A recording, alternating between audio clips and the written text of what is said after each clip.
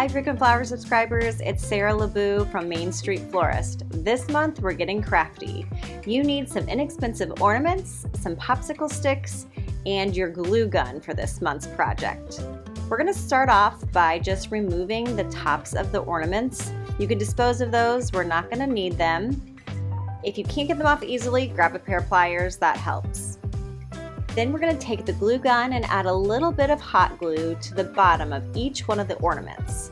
And what we're going to do is glue these down onto the popsicle sticks. You can see I've already got a few arranged. We're creating small little vessels that we're going to put our flowers into. Then you can take each one of these little segments and place them across your dining table, maybe a side table, and break them up throughout your space. But this is just a fun little project to be a little bit more creative with our flowers this month. So when you place them on the popsicle sticks, hold them for a few moments just to make sure that hot glue is nice and secure. Next, you're going to take your ornament segments to the sink to fill them. It's difficult to see how full they're getting, so kind of judge by weight, but it's going to take a little bit to fill these guys up. Now we're ready to start adding our flowers. We're going to begin with our Carolina Sapphire. This is an evergreen I love working with. It's soft to the touch, so you don't need gloves or anything else like that when you're working with it. But it's just a really beautiful sage color, and of course it has a beautiful evergreen scent. So our openings on our ornaments are not very large, so we want to be thoughtful in how we place our greenery versus our flowers, because we may only get one stem into each ornament.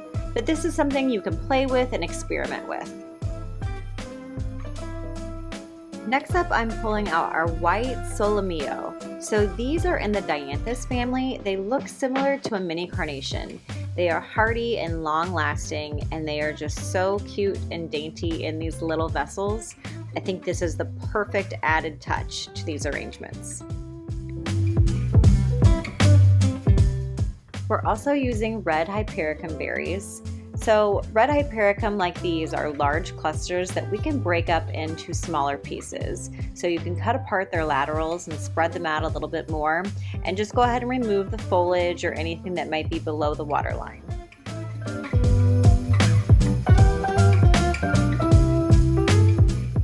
Now we're going to add some white Cremones or white Fuji mums. And these will come with little hairnets on top of them. Be careful when removing those. So these are the type of flower that can possibly shatter. So that's why they come protected, and just carefully remove those nets before you place them into your vessels. Continue just to play with the arrangement of your flowers. Think about how your eye moves from color to color. Space out your whites, space out the reds, if you've got your greenery in there, and maybe also keep in mind the patterns of your ornaments as well. This is a time to be creative and just have fun with it. Once you have your flower segments placed on the table where you want them to stay, now we can go in with the rest of our Carolina Sapphire and just disguise those popsicle sticks.